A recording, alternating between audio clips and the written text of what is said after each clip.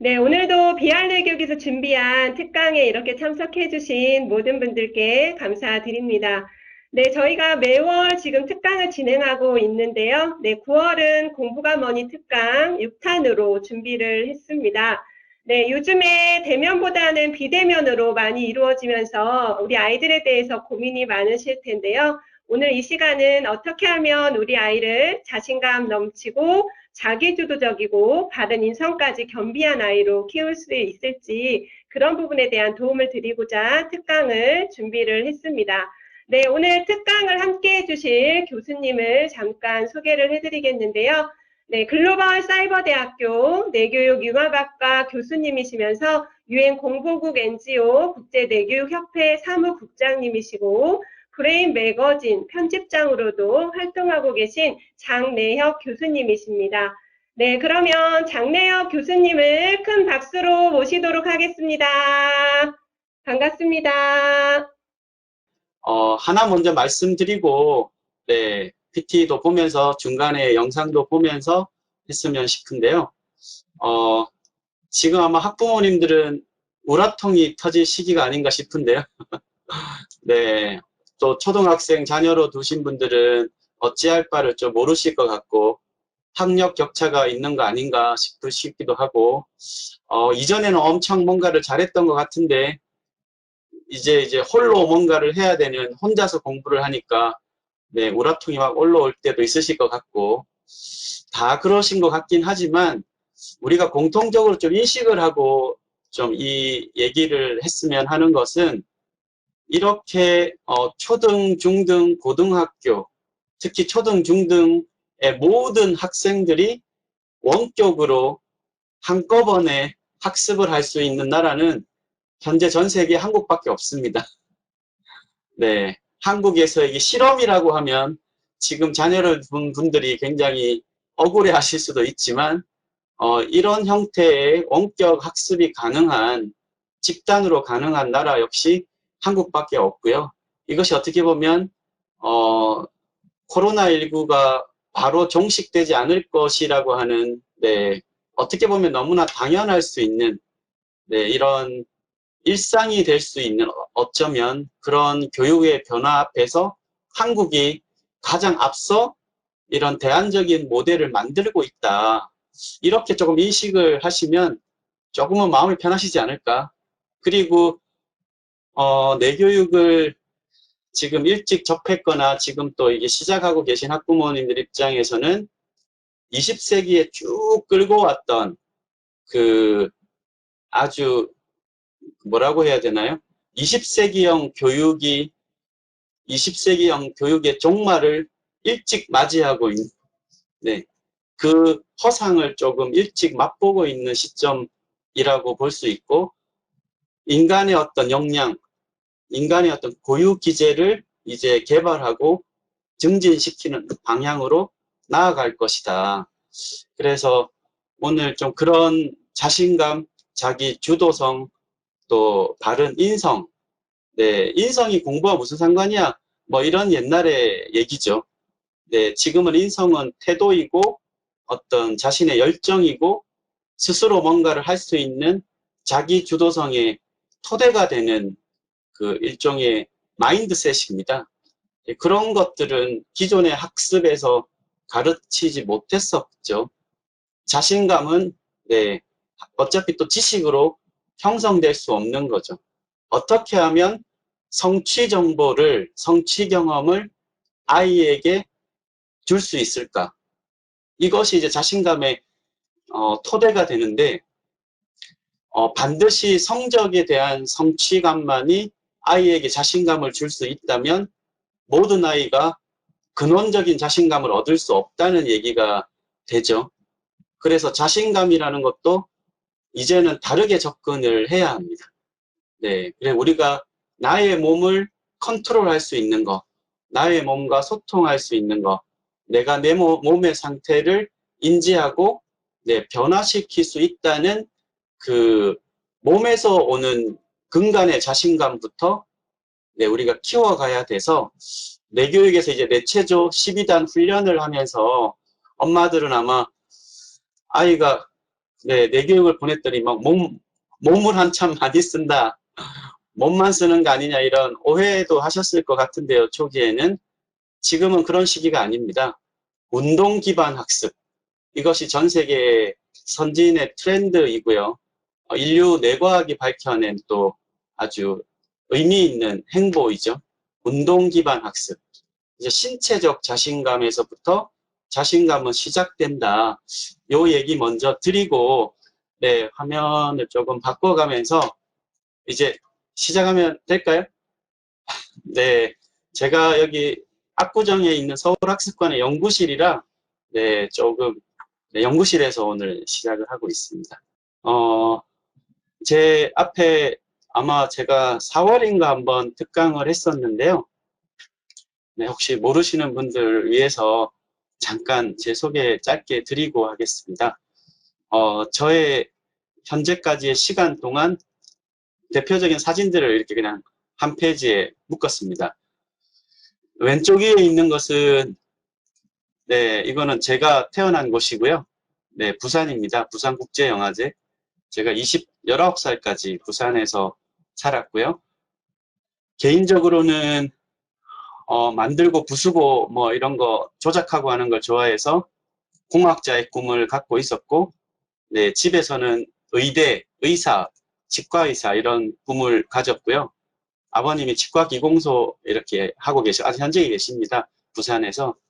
그래서 이제 저는 반대로 무릅쓰고, 네, 오른쪽이 보이는 한양대학교 공과대학의 미케니컬, 네, 로봇공학 이런 꿈이 있었습니다. 로봇 태권브이, 막 이런 거 어릴 때 저 꿈꾸잖아요. 그래서 물론 그때만 해도 우리나라는 두 발로 걷는 로봇을 만들지 못했던 시절이었고요. 두 발로 걷는 게 왜 그렇게 로봇에서 중요하냐. 인간을 한 살만 지나면 걷는데, 네, 인간만 걷죠. 두 발로. 굉장히 중요하죠. 우리가 물구나무로 두 발로 걷는 친구들도 있을 텐데요. 그런 활동들, 그런 훈련을 어릴 때 하는 것이 왜 중요한지, 인간만이 갖고 있는 이족 보행의 이 능력, 두뇌 능력이죠. 그러다가 6개월 만에 알았습니다. 제가 기계하고 안 맞다는 걸. 네, 진로에 대해서는 아무도 모르더라. 제가 12년 동안 저는 과학자나 공학자의 길이라고 생각했었는데 대학에 가서야, 네, 갔는데 이 길이 아닌가 봐. 이렇게 됐습니다. 하지만 바로 뭔가를 또 그만둘 수는 없어서 그래도 한번 파보자 라고 해서 기계공학을 전공을 마치고, 네, 원래는 이제 대학을 학부를 마치고 그 학사장교 군대를 갔다 와서 새로운 전공을 할까도 생각을 했다가 우연찮게 잠시 위촉연구원으로 들어갔던 키스트, 네, 우리나라 최초의 정부 연구소인데요. 여기에 이제 들어갔다가 그냥 눌러앉게 됐고요. 거기서 이제 대학원 석사 진학을 하고 박사과정 수료를 하고 이제 아래쪽에 있는 한국내과학연구원에 그 전에 이제 생명공학 벤처기업에서 한 2년 정도 있었고, 예, 한국내과학연구원이 지금 여기 내교육 하시는 여기 중점 연구기관입니다. 그리고 여기 유엔 사진처럼 유엔 경제사회 이사회 협의지휘기관이라 여기에서 12년을 네, 있었고요. 브레인 잡지라는 걸 네, 창간하는 시점에 또 본의 아니게 편집장을 맡아서 이제 14년째 하고 있고요. 제가 공돌인데 책 읽고 쓰는 걸 썩 싫어하진 않습니다. 좋아하진 않는 것 같아요. 그런데 어떻게 하다가 됐는데 제 아버님이 수필가로 40대 후반에 등단을 하셨는데 그 유전의 피가 저한테 왔다는 걸 나중에 뇌를 공부하면서 알았습니다. 인간이 유전과 환경의 조합의 산물이다. 네, 그리고 여기서 이제 메디테이션, 명상에 대한 연구, 이렇게 2016년까지 네, 하다가 지금은 네, 아마 아시는 분 아시고 학생분들도 있으실 것 같은데요. 네, 글로벌 사이버 대학교에 2016년 9월에 네, 전임 교수로 내교융합학과에 왔고요. 올 때는 몰랐습니다. 이 친구들이 방탄소년단인지. 네, 이 친구들이 제가 온 그 아주 이른 해에 입학을 했기 때문에 그때는 빌보드 수상을 안 했던 해라 학교에 가끔씩 왔었습니다. 근데 몰랐죠. 네, 알았으면 사진을 미리 찍어놨을 텐데 몰랐고요. 빌보드 수상을 2017년인가 하고 나서는 학교에 이제 얼굴을 보기가 어려워서 네, 지금은 보지는 못하고 있고요. 여기가 이제 지금 자녀분들이 하는 내교육의 4년제 원격 대학 그리고 석박사 대학원입니다. 이것은 우리나라가 이제 21세기를 뇌 시대라고 하는 것은 뭐 인류의 어떤 방향이고요. 왜냐하면 과학의 끝이 뇌과학일 수밖에 없겠죠. 뭐 조선, 반도체, 뭐 전자공학, 뭐 여러 가지 학문들은 있지만 그것에 대한 학문을 만든 게 인간의 뇌 창조성이기 때문에 결국은 인간의 뇌 비밀을 탐구하는 뇌과학이 인류과학의 사실 가장 마지막 방점일 수밖에 없습니다. 그 다음은 이제 일종의 천문학 이런 거죠. 우주로 나아가는. 어쨌든 이 뇌과학은 우리나라가 한 10위권 정도 됩니다. 우리나라 국력하고 비슷한데요. 뇌과학은 따라가는 입장이지만 인간의 뇌 활용과 개발, 훈련, 두뇌 훈련 이런 쪽에서는 한국이 가장 앞서 있는 분야입니다. 네, 그 증거 중에 하나가 대한민국 정부가 인가한 내교육이라는 영역에 학사, 석사, 박사, 네, 대학원을 세계에서 처음으로 갖췄다는 것이죠. 그래서 지금 아마 비할내교육에서 이렇게 하고 계시는 학부모님들은 이제 아동 청소년 인증기관으로 알고 있는데요. 네, 그래서 이런 내교육의 학문화가 한국에서 가장 빠르게 네, 되어가고 있다. 거기에서 굉장히 앞서 있는 이런 최신의 혁신적인 그 교육입니다. 그리고 아주 그동안 그 20세기의 교육의 패러다임이 바뀌어지고 있는 뭐 그런 것들을 아마 지금 하고 있는데 잘 아마 모르실 수도 있을 것 같아서 오늘은 보편적인 키워드로 자신감, 자기 주도성, 네, 인성이라는 키워드를 조금 몇 가지 사례를 들면서 얘기를 나누고자 합니다. 지금 네, 자녀들은 어떤 양쪽인가요? 왼쪽인가요? 오른쪽인가요? 지금 내 아이는 어떤 모습인가요? 네, 화면은 켜 있는데 아주 손이 빨라가지고 게임을 하고 있는 친구도 있을 것 같고요. 네, 혼자 내버려둬도 착실하게 하고 있는 아이도 있을 것 같고, 네, 요즘에 집집마다 뭐 난리도 아니라고 저도 익히 많이 알고 있습니다. 교육청 연수나 네, 이런 거 얘기 많이 듣고 또 학부모님들 얘기 많이 듣고 하면 그런 느낌을 많이 갖는데요. 왼쪽이고 싶지만 왜 오른쪽일까? 또 내 아이는 그전에는 엄청 학업 성적도 좋고 했는데 이게 비대면 환경이 되고 나니까 왜 이게 무차별적으로 떨어질까? 왜 이런 허상이 보일까? 네, 내교육을 하는 친구들은 오히려 저는 좀 이제 더 이 가치가 드러나지 않나 싶습니다. 왼쪽과 오른쪽을 잘 설명할 수 있는 연구가 하나가 있어가지고요. 연구를 하나 설명을 드리겠습니다. 무려 13년 전에 네, 한국내과학연구원에서 부산에 혹시 계신 분들 부산에 한국과학영재학교 있죠. 네, 뇌자가 들어가 있네. 한국과학영재학교. 예전에 한국과학고였나요? 부산과학고였죠. 지금은 카이스트 부설 네, 과학영재학교가 되었죠. 여기에 이제 연구원에서 당시에 대한민국의 0.1% 영재들의 두뇌 활용 습관에 대한 리서치를 한 적이 있습니다. 이 리서치가 굉장히 조금 선제적이었던 게 지금 비대면에서의 이 자기 주도성 여기에 굉장히 밀접한 연구인데요. 비교 연구는 일반고하고 했습니다. 전교생이 81.2%가 참여를 했고요. 이런 질문들을 해서 답을 얻은 것 중에 네, 당시 언론 보도 중에 한 개를 보여드리겠습니다. 영재들의 두뇌 활동 7가지 습관 해가지고 뭐 여러 개 있습니다. 예습보다 복습을 많이 하더라. 운동으로 뇌 건강을 유지하더라. 의외로 그 영재고 학생들이 운동을 상당히 많이 했고 학교에서도 장려를 했습니다. 몇 가지 나온 거 보면 명상, 산책 등을 통해 뇌 상태를 좀 평온하게 유지하는 훈련을 하더라. 집중이 안 되면 빠르게 뇌 상태를 바꾼다. 네, 이 부분이 좀 중요한 포인트인데요. 집중이 안 되면 빠르게 뇌 상태를 바꾼다. 적절한 운동을 통해서 뇌를 건강하게 한다. 예습보다는 복습에 더 집중한다. 이게 영재고 학생들은 10명 중 8명이 복습에 더 치중을 했습니다. 좋은 습관이라고 봅니다. 네, 인간의 이 해마 기능 때문에 처음 봤을 때보다 마지막 그 수면 때 최종 기억을 저장하는 게 인간의 뇌 시스템이기 때문에 네, 한번 보고 나서 수면 전에 복습을 하는 것이 기억에 훨씬 유리하다. 물론 예습까지 하면 더 좋겠죠. 둘 중에 하나만 택하라면 네, 예습보다는 복습이 좀 효율적인데요.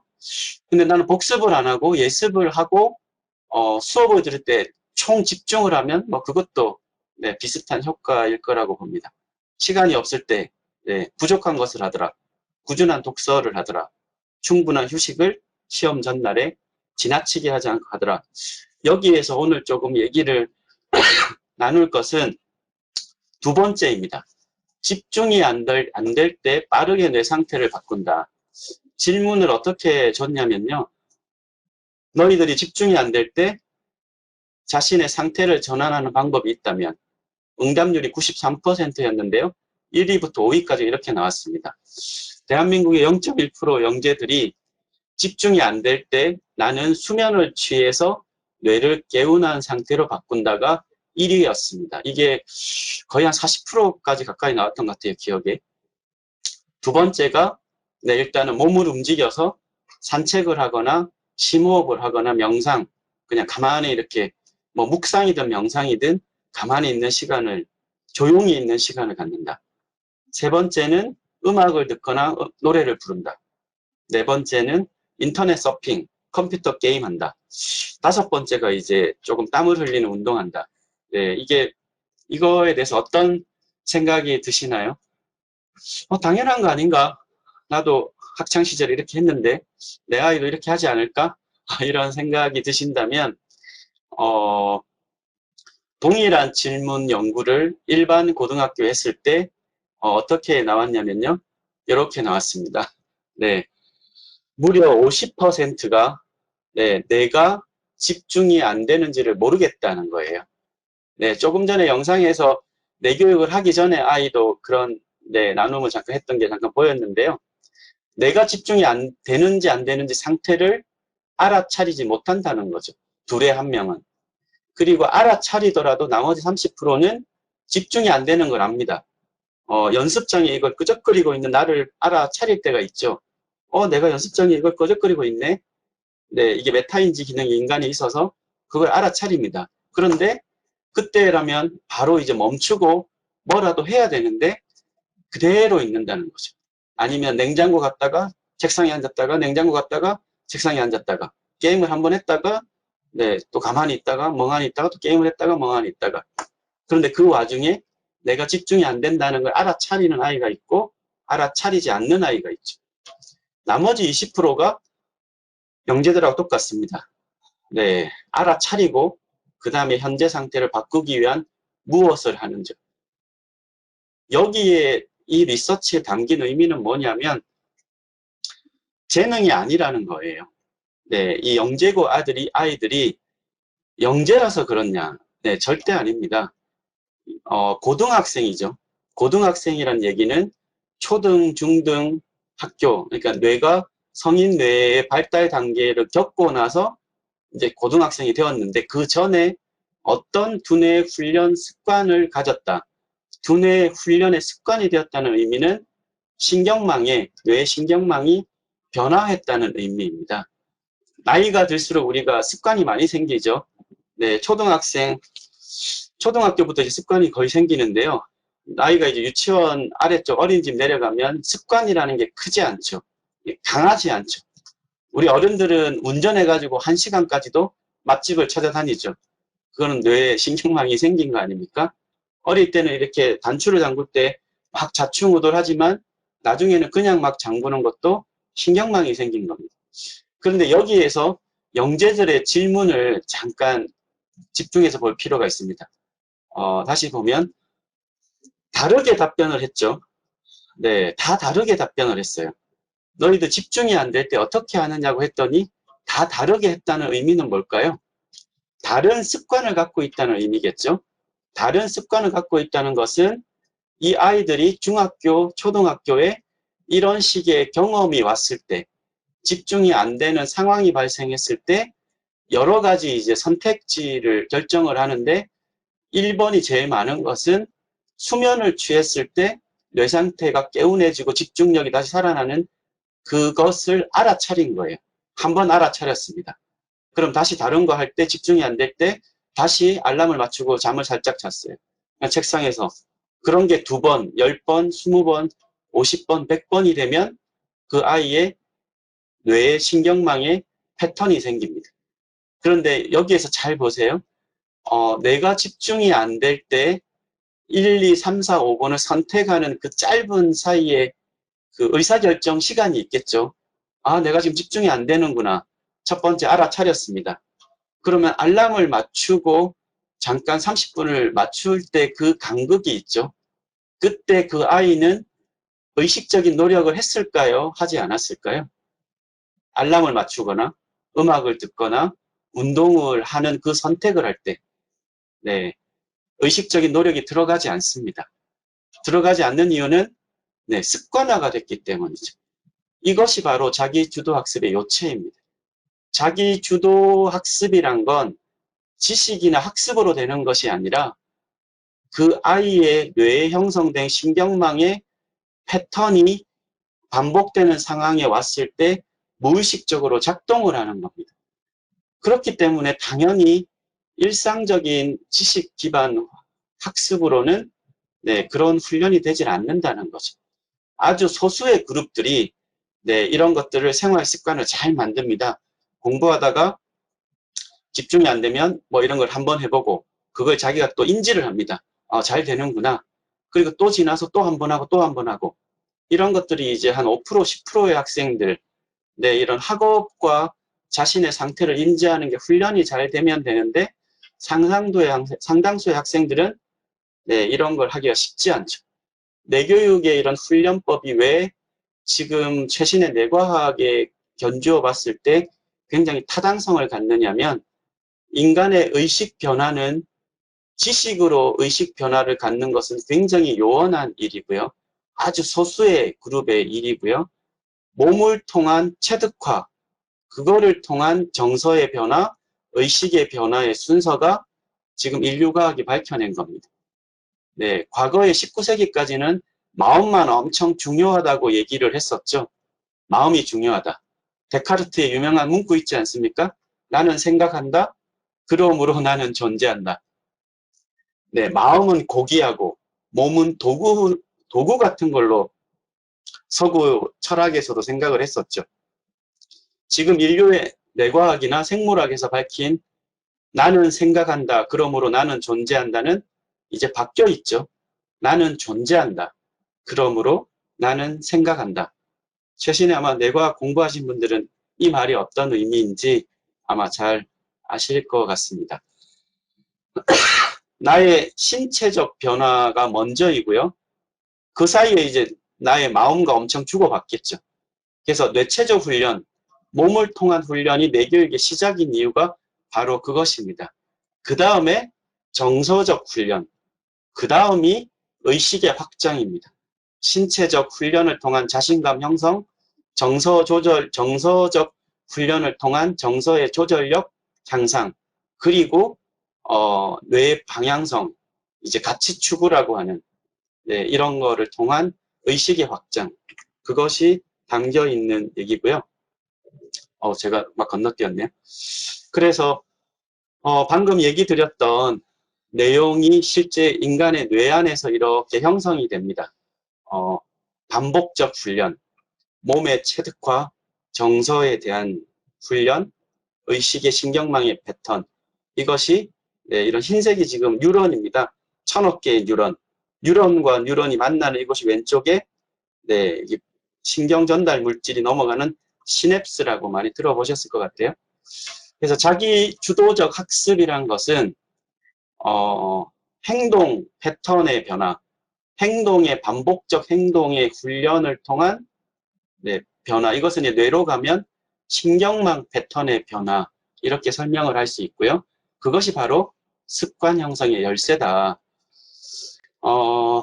자기 주도 학습, 또 최근에 이제 이 코로나19로 원격 수업이 되면서 능동적 학습, 이런 이제 키워드가 국제 교육계에도 능동적 학습이다. 그것이 필요하다는 얘기들이 많이 나오고 있는데요. 지식 기반으로 일어날 수 있는 것이 아닙니다. 지금 보셨던 이 인류의 뇌과학이 밝혀낸 이 메커니즘, 이미 나와 있습니다. 사이언스죠, 이것은. 그래서 지식 기반 학습이, 자기 주도 학습이 뭔가 지식이나 학습으로 된다. 이런 것은 굉장히 허상 같은 얘기입니다. 철저하게 행동 습관의 변화, 그런 훈련이 필요하다. 어릴 때 이제 그런 훈련이 아주 잘 된 친구들, 시간 관리를 아주 잘하고, 그런 거 정확하게 목표 세우고, 딱 그거 체크하고, 자기 몸 상태 봐서 집중력이 떨어지면 그때도 이렇게 스트레칭도 한번 하고, 그런 식을, 그때는 과학으로 밝혀지지 않았지만, 그런 훈련을 자연스럽게 했던 친구들, 또 집안의 어떤 그런 부모님들의 가이드, 그런 것들이, 빛을 발하는 거죠. 그것이 어떻게 보면 지금 내교육에서의 내체조 훈련과 이런 형성들이 깔려 있는 겁니다. 그래서, 능동적 학습에서, 자기 주도적 학습에서 지식을 얘기하지 마라. 공부의 신, 막 이런 거 지금 예전에 가끔 보면 그 습관을 잡아주는 것밖에 하지 않죠. 뭐 이렇게 책상을 깨끗하게 치운다거나 시간 관리하는 법. 그것은 다 이런 신경망의 변화를 만들어내는 이제 가이드 중에 하나라고 봐야 되죠. 그의 본질은 신체적 훈련을 통한 자신감 형성, 그거를 기반으로 그 위에 이제 차곡차곡 일어나는 것이다. 그래서 인류의 어떤 교육의 거대한 패러다임이 변하고 있습니다. 몸을 통한 체득화의 훈련 방식으로 운동 기반 학습, 이런 용어가 이제 나오고 있는 이유이고요. 여기에서 이제 그런 게 가능한 게 이제 이 신경 가소성, 이제 가끔 뭐 뇌 가소성 이렇게 얘기를 하시는데요. 이런 것이 되기 때문에 이제 그런 훈련이 되는 거죠. 이런 1000억 개의 뉴런과 신경망의 변화라는 것은 지금의 아이가 갖고 있는 그런 생활 태도, 시간 관리 태도, 목표를 세우고 실천하는 훈련, 이런 모든 것들은 그 이전에 아이가 가졌던 그 훈련의 결과입니다. 신경망이 그렇게 구성이 되어 있는 거죠. 거기에 따라서 어떤 상황이 오면 거기에 무의식적으로 대처를 하는 겁니다. 그럼 앞으로의 내 아이의 미래 변화는 어디냐? 지금 무엇을 하느냐에 달려있죠. 지금 시간 관리를 어떻게 하느냐? 내 신체 상태 관리를 어떻게 하느냐? 감정의 관리를 어떻게 하느냐? 그것이 정확하게 돌아가고 있느냐? 그리고 그러한 상태 변화를 내가 퍼셉션, 지각하고 있느냐? 지각한 과정에서 그런 훈련이 되고 있느냐? 그것이 이제 앞으로 이 아이의 미래를 만들 것입니다. 그게 신경가소성의 아주 놀랍고 조금은 변화를 예측하는 거니까 조금 위험하지 않나, 그런 생각 살짝 듭니다. 그럼 이제 뇌교육은 뭐냐 한번 조금은 언급을 하고 지나갈 필요가 있을 것 같아요. 뇌교육은 그래서 20세기 후반부터 나타난 인간 뇌에 대한 이해, 과거에는 잘 몰랐습니다. 그래서 이 그림에 있는 리더십, 열정, 컨피던스, 자신감, 지혜, 커리지, 용기, 뭐 여러 개가 있죠. 긍정 마인드, 또 뭐 영감, 통찰, 인내력, 뭐 회복 탄력성, 이런 20세기 교육의 안쪽에서는 부각되지 않았던 것들을 21세기 교육으로 전면으로 이제 끌어올렸다고 보시면 되죠. 부각되지 않았던 이유는 보이지 않았기 때문이겠죠. 하지만 마음 기제의 총사령탑이 뇌라고 밝혀진 이상 이제 뇌공학은 편리한 기술을 발달시키는 것이고요. 뇌과학은 인간의 뇌기능 구조를 탐구하는 학문이고요. 뇌 건강은 이제 심장에서 뇌로 옮겨온 거죠. 건강 기제가. 뇌교육은 뭐냐? 뇌의 변화를 주는 겁니다. 어떤 변화냐? 교육이기 때문에 몸과 마음의 변화를 주는 것이죠. 근데 몸과 마음의 변화를 주고 가치를 향상시키는 이것이 이제 뇌 교육이라고 정의를 할 수 있는데요. 교육이니까 몸과 마음이 변해야 되죠. 그런데 전통적으로는 이 마음을 어떻게 변화시키려고 지식 기반 학습이 지난 200년간 공교육에서 많이 해왔으나 정보화 사회가 되면서 이제 지식은 활용의 영역으로 넘어가기 시작하고 결국은 그 고양된 의식을 네, 정보를 종속되지 않고 정보를 활용할 수 있는 능력 이것을 어떻게 키울 것인가가 미래 교육의 이제 화두가 되었습니다. 그러면 인간의 의식을 어떻게 높일 것인가? 네, 정보를 활용하는 그 주도권, 주인의식을 어떻게 가질 것인가? 그런데 정보가 너무 많이 인간의 뇌에게 접속을 하니까 중독 현상이 너무 커지고, 네, 이런 디지털 기기에 뺏기고, 이런 스마트폰 환경에서 나를 잃어버리는 현상들이 너무나 많다는 거예요. 그래서 몸을 통한 의식의 변화까지 가는 이 바텀업 방식, 그리고 또 탑다운 방식이 상호작용을 하는 새로운 교육의 혁신이 필요하다는 겁니다. 그래서 뇌교육의 이 훈련 방식을 잘 들여다보면 네, 거꾸로 가는 거죠. 네, 몸, 감정, 의식까지.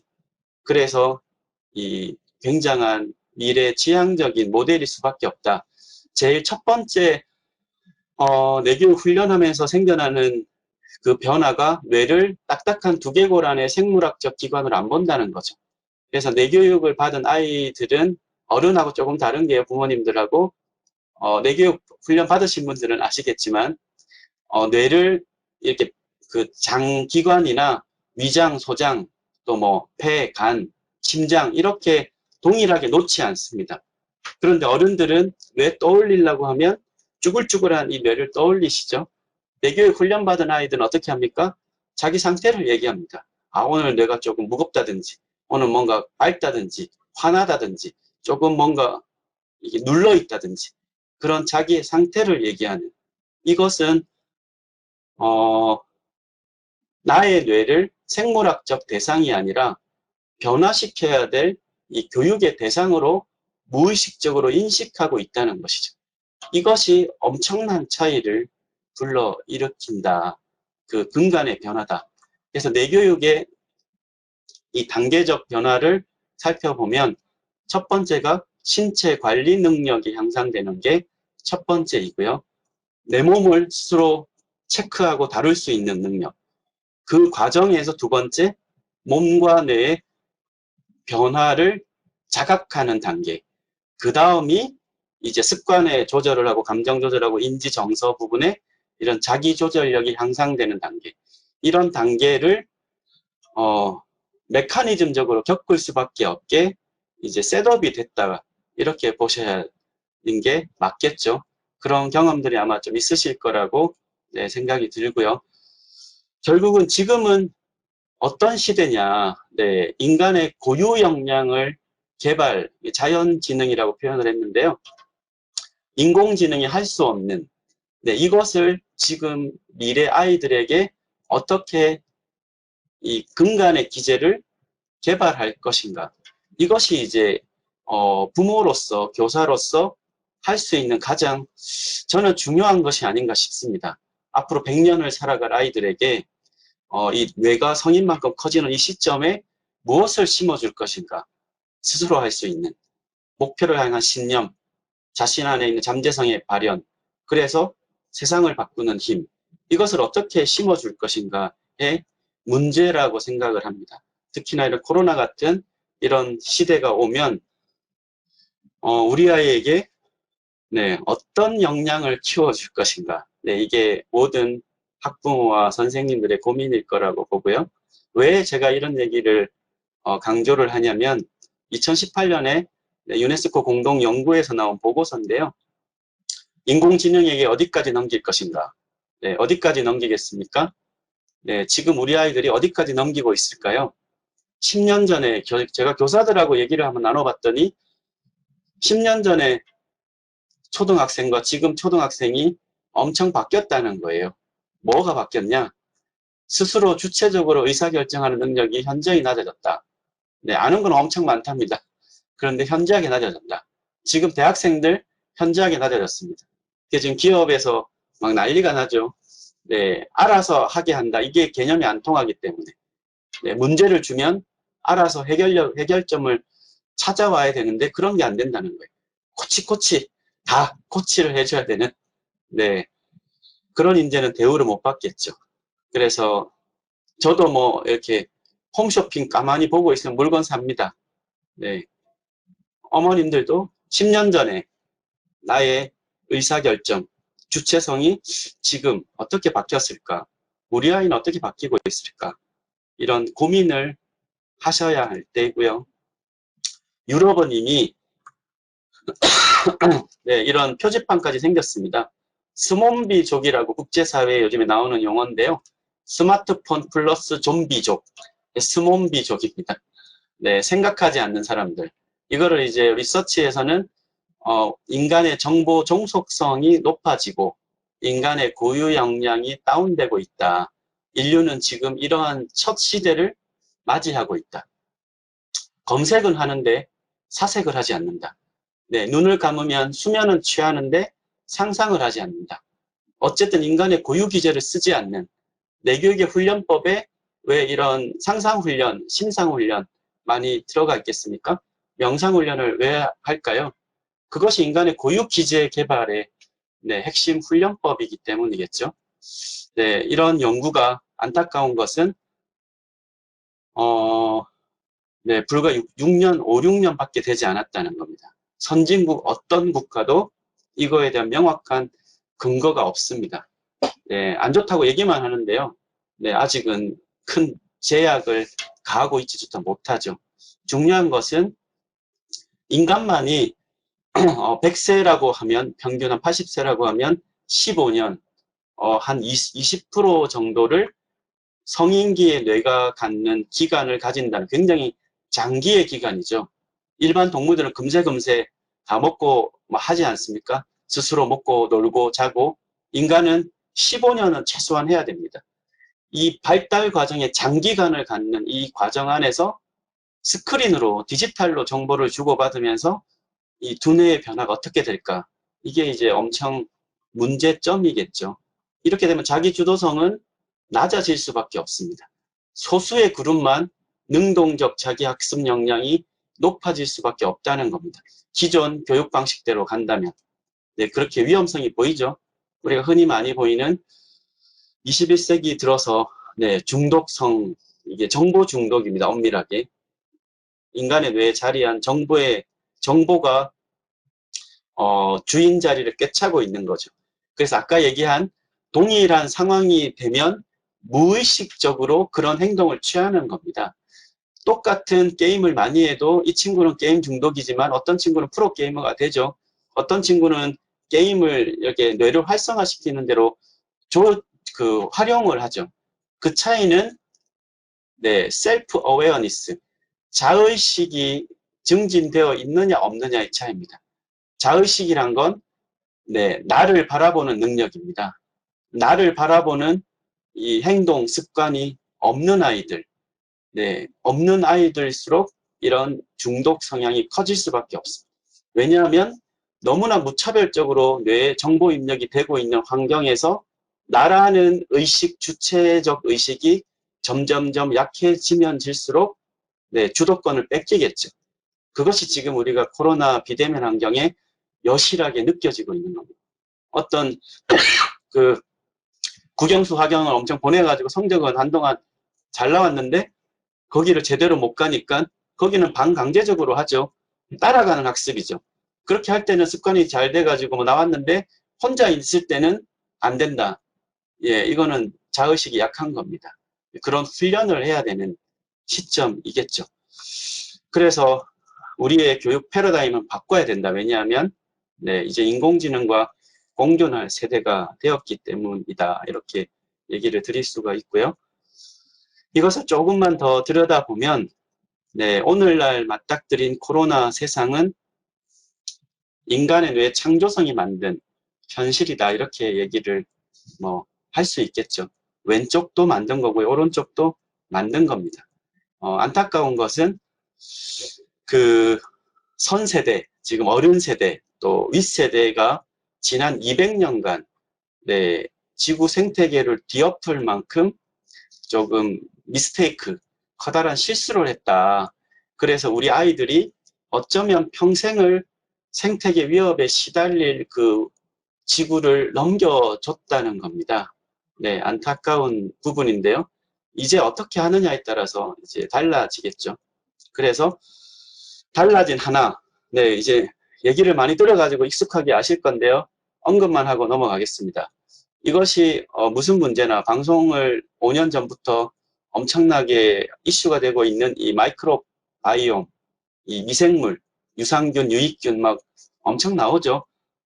그런데 부모님들이 이런 방송들이 엄청 나오고 있는 걸 보고 제가 이렇게 대략 들은 얘기는 어떻게 하냐면 일반 부모님들 같은 경우에요.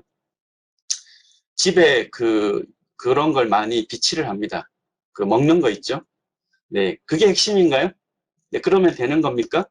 네, 그거는 아주 단기적인 처방이죠. 그것은 체내에 오랜 기간 축적이 안 됩니다. 잠시 그냥 먹이를 주는 거고요. 핵심은 자신의 장에 있는 미생물, 자신의 신체 상태를 네, 관리를 하는 게 핵심이죠. 네, 신체 능력 높이고요. 그 다음에 건강 식단 먹고요. 기본 이 두 가지를 습관화 시키지 않는 한, 네, 이거 계속 뭐 이렇게 사가지고 유익균 뭐 이런 거 먹는다고요. 프리바이오틱스, 프로바이오틱스 먹는다고 해결되는 문제가 아니다. 네, 착각입니다. 뭐 보조제로 사용을 할 수 있겠지만, 네, 근간에 자신의 시간, 네, 음식 식단 관리, 신체 관리하지 않으면서 그것만 네, 할 필요가 없다는 순서가 바뀌었다 얘기를 드리고 싶고요. 이제 이런 게 나왔습니다. 미생물 탐사 2010년 발표가 2017년이었어요. 지구의 미생물 탐사를 왜 했겠습니까? 인간 안의 미생물 연구하려고 한 거죠. 근데 이게 불과 10년 전 일이다. 인류가 인체를 잘 몰랐죠. 그렇게 중요하게 미생물의 역할이 있을 거라고. 네. 그리고 뭐 세계 흐름도 계속 이런 거 얘기하고 있습니다. 인간만이 할 수 있는 고유의 역량, 인간의 고유의 역량, 가치, 신념, 뭐 이런 스킬, 팀워크 이런 거 어떻게 키울까? 얘기는 하고 있으나 대안은 제시하지 못하고 있다. 다 이런 걸로 넘어가고 있습니다. 그러면은 인간의 고유 역량이란 건 뭐냐? 자기 주도성을 끌어내고 인성을 함양하고 근원적 자신감을 키우고 이게 다 내적 역량에 해당되는 것인데요. 작년에 유엔에 제출한 내교육 보고서입니다. 유엔 NGO 기관이 있는 거는 아실 텐데요. 2년마다 유엔에 보고서를 제출하고 있는데 작년에 유엔에 제출한 타이틀 슬로건이 인간의 내적 역량 개발을 통한 휴머니티 회복입니다. 그래서 뭐 노란색이 핵심이죠. 나는 누구인가로 대표되는 내면 탐색, 정신적 회복 달력성, 인내 용기, 자기 주도성, 사명감, 영감, 통찰. 네. 이런 것이 앞으로 리더의 역량이 된다. 네, 이런 시기가 됐습니다. 그럼 좀 정리를 하면 그런 인간의 고유 역량을 키우는 데 있어서 네, 핵심 키는 이제 뇌가 되는데요. 뇌에 대한 인식의 전환이 조금 필요하다는 겁니다. 뇌에 대한 인식을 기존에는 뭘로 일반 부모님들은 갖고 있느냐? 왼쪽에 IQ죠. 뇌교육을 한 학부모님들은 이제는 아니실 거라고 봅니다. 네, IQ 시대는 100년 역사가 지나갔고요. 이제는 신체 능력, 이것이 이제 뇌 능력이고요. 감성 능력, 이것이 인간의 두뇌 능력이고요. 인성 능력, 이것이 두뇌 능력입니다. 네. 그래서 옛날에는 네, 뇌를 몰라가지고 뭐 미라 만들 때 뇌를 빼고 없애고 했는데요. 이제는 바뀌었다. 그 바뀐 역사에 나중지능이 네, 하나의 큰 역할을 했죠. 네, 학습하고 이런 것만이 머리 능력이 아니라 다 포함된다. 그래서 언어, 논리, 수학, 음악, 공간, 신체, 운동, 대인지능, 자성지능, 그리고 자연과의 탐색, 교류에 관련된 자연지능까지. 그런데 이 8개의 지능은 두뇌의 능력입니다. 이런 능력이 있다고 아이가 인성이 바르지는 않다는 거예요. 네, 그러면 지금은 인성이 미래 리더의 아주 중요한 조건입니다. 왜냐하면 협업이 굉장히 중요해졌기 때문이고요. 정보화 시대 때문에 혼자서 뭔가를 할 수가 없어요. 그러면 상호관계 속에서 그 인성과 자신의 능력을 네, 주변에 좀 이롭게 쓰는 이 방향성에 대한 것이 있어야 되는데 이런 능력이 하나하나 있다고 그런 가치 추구에 대한 게 있지는 않다. 그래서 가드너 교수가 실존지능이란 걸 제시를 했죠. 이것은 일종의 영성지능입니다. 8개의 능력을 나는 어떤 방향으로 쓸 것인가에 대한 인간 창조성의 방향성이죠. 그래서 이것을 위해서는 의식의 일종의 함양이 필요한데요. 이것이 참으로 어려웠습니다. 인간의 의식을 높이는 것. 우리 그 일제형제 친구들이 하는 게 있죠. 나는 나와 민족과 인류를 살리는 지구 경영자. 뇌 선언문에 보면 있는 이 문항들. 그리고 명상을 통해서 깊은 이런 의식 상태에서 아이들이 이제 훈련하는 이 메시지 훈련들. 그런 것들이 인간의 의식의 함양을 이끌어내는 훈련법인데요. 인간의 마음기제 총사령탑이라는 이 뇌를 훈련하는 이제 체계적인 방식이 뇌교육에서 이제 갖춘 거라고 볼 수 있고요. 이 갖추게 된 이 근간에 깔려 있는 것은 인간의 두뇌 발달 체계의 특별함이라는 겁니다. 그래서 앞서 얘기 드렸던 동물과는 다르다. 네, 짧은 시간 성인만큼 크는 게 아니라 네, 걷는 데까지 1년 신체적 훈련을 먼저 하죠. 두 번째 뭘 하나요? 네, 다른 생명체, 다른 인간과의 감정의 상호작용. 그 다음 뭘 하나요? 학습 기제가 들어가죠. 그러니까 당연히 인간의 두뇌 훈련 방식도 신체 훈련, 정서 훈련, 인지사고체계 훈련의 단계를 거기를 통합적으로 하는 것이 굉장히 과학적인 것이죠. 그런 균형성이 갖춰져 있지 않은 경우에 이것을 더욱더 심화적으로 해야 합니다. 그래서 이런 동물의 움직임의 진화들, 이런 훈련을 우리가 12단을 통해서 엄청나게 하죠. 파충류 같은 경우는 이렇게 몸 전체만 움직일 수 있다고 했죠. 실제 그렇지 않습니까? 강아지, 고양이, 포유류들은 사지를 쓰죠. 인간만 사지의 말단을 쓸 수 있습니다. 영장육급이 되어야. 그래서 내가 물구나무로 내 몸을 전체를 조절할 수 있다는 것은 움직임의 진화적 훈련이 곧 의식의 발달과 맞물려 있다. 그래서 굉장한 그 힘을 길러주는 것이라고 보게 되고요. 그래서 조금 정리를 하면 제가 가끔 자주 사용하는 PT인데요. 제 집에 고양이인데 이렇게 늘 먹고 자고 놀고 하는데요. 동물들이 그래서 유전자대로 살아간다 이렇게 표현을 하고 인간은 유전을 벗어나려고 한다. 그런데 이 발달 단계를 보면 피지컬한 라이프, 육체적인 건강과 육체적인 삶의 발달, 그리고 이제 사회적 동물이기 때문에 사회적인 감정에 대한 상호작용과 발달, 이것으로 하면 끝이 아니라는 겁니다. 순간적으로 훈련이 될 수 있겠으나 네, 신체적인 건강, 정서 건강 조절까지만 마치면 단기적 훈련이 되는 것이고요. 반드시 뭐가 필요하냐? 스피리추얼 라이프가 필요합니다. 영적인 삶, 이건 뭐 종교적인 얘기가 아니라 이런 질문을 하느냐예요. 나는 누구인가? 나는 어떤 삶을 살아갈 것인가? 나는 어떤 가치를 추구할 것인가? 나는 이 직업을 통해서 무엇이 되고 싶은가? 이런 질문을 성장기에 하느냐에 대한 그 전후가 있고 없음이 인간의 의식의 차이를 만든다는 겁니다. 그 있음이 잠재성 개발이나 가치 추구라고 하는 의식 확장의 방향성을 지속화시킨다. 이렇게 보실 수가 있겠습니다. 이제 마무리를 좀 해야 될 시간인데요.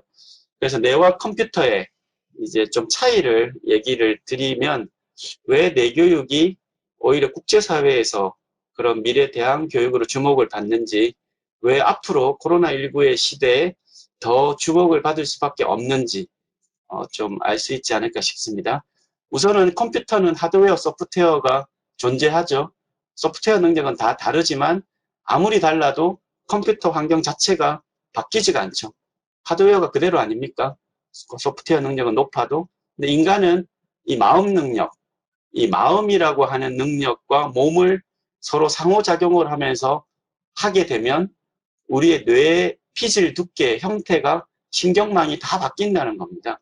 하드웨어까지 바뀌는 거죠. 나의 마음, 생각, 감정이 어마어마하지 않습니까? 지금 성장기에 있는 아이들은 드라마틱하게 바뀌죠. 이 드라마틱하게 바뀔 이 시점에 네, 무엇을 함양시킬 것인가. 네, 핵심만 요약을 드리면 현재 인간의 두뇌 능력은 지금 세계 최고의 슈퍼컴퓨터가 이 타이나2라고 하는 중국 건데요. 중국의 최고의 슈퍼컴퓨터 능력이 인간의 이 전력량과 비교하면 네, 따라가지 못합니다. 따라가지 못한다는 얘기는 인간의 처리 속도가 슈퍼컴퓨터보다 높은데요. 정력은 전구 하나 정도밖에 안 됩니다. 집에 컴퓨터도 이 팬이 있잖아요.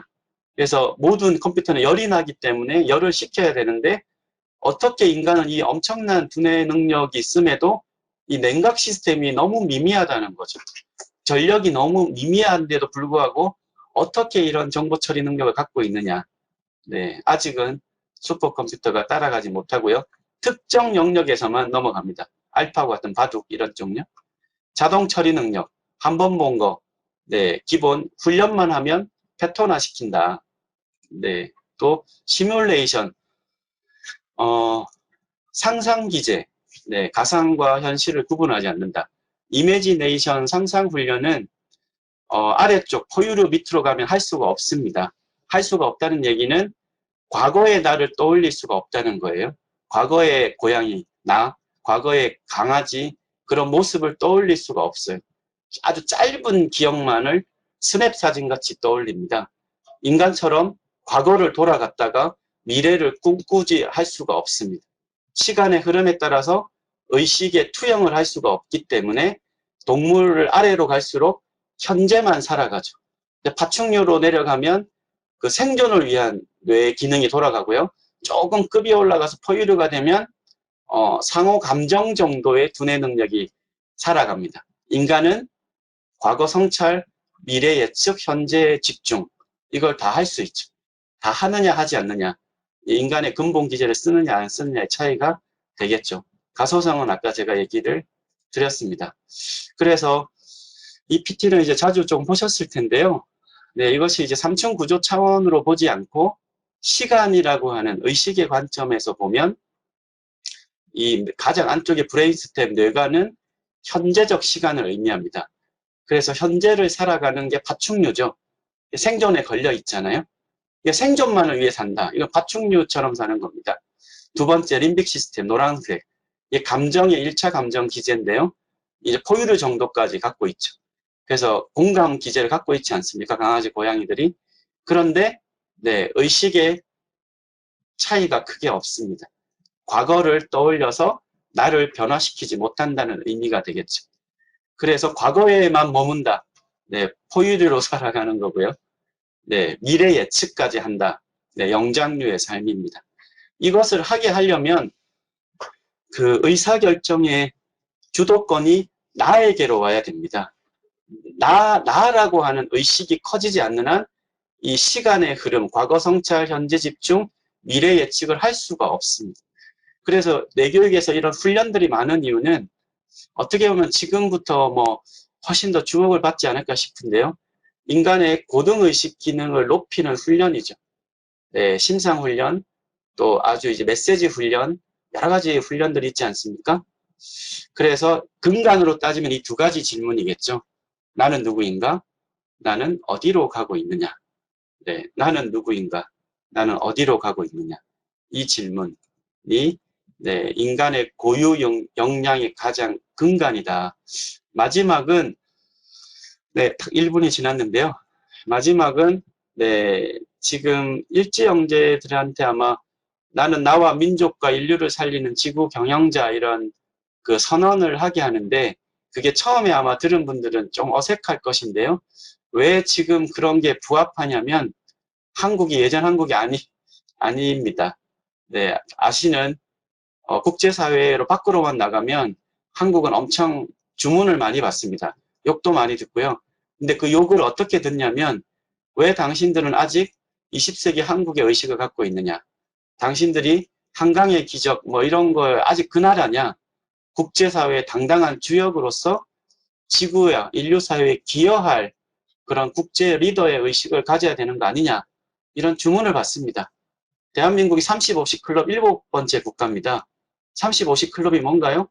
3만 불 소득 5천만 국민, 세계 7개밖에 없습니다. 네, 핀란드 교육을 학부모님들이 칭찬을 많이 하시죠. 일부 그 교사분들도요. 핀란드는 인구가 500만 밖에 안 됩니다. 우리나라 10분의 1입니다. 네, 소득은 우리나라가 조금 높은데요. 500만은 도시국가입니다. 네, 비교 대상은 솔직히 아니죠. 네, 그런 500만 정도 국가면 부산시, 부산광역시 인구인데요. 그 정도 실험을 얼마든지 할 수 있습니다. 근데 그것이 5천만으로 확대가 되면 네, 동일한 적용을 하기는 어렵죠. 네, 스웨덴 복지국가 칭찬 많이 하죠. 인구가 1000만밖에 안 됩니다. 네, 우리나라 규모보다 지금 벌써 이제 아래로 내려갔죠. 네, 한국은 이제 세계 10위권에 네, 그 국제사회 주역 국가입니다. 그리고 문화 강국, 영국의 BBC가 얘기한 21세기 떠오르는 유일한 문화 강국. 미국 대학생들이 외국어 수강 유일한 급증하는 유일한 국어. 네, 한국어죠. 그래서 마지막으로 얘기를 드리고 싶은 것은 부모님들이 옛날 의식을 갖지 말아 하는 거죠. 네. 부모님들이 내가 살았던 과거, 한국인, 한국만을 위한 이런 의식이 아니라 지구촌에 살아갈 지구 시민 의식을 가진 아이들로 키워주셔야 됩니다. 뇌 선언문에 나와 있죠. 나의 뇌는 인간과 지구를 사랑함을 선언한다. 본질적으로 평화를 사랑함을 추구함을 선언한다. 네, 나와 민족과 인류를 살리는 지구 경영자. 네, 이 문구로 네, 오늘 마무리를 하고 싶습니다.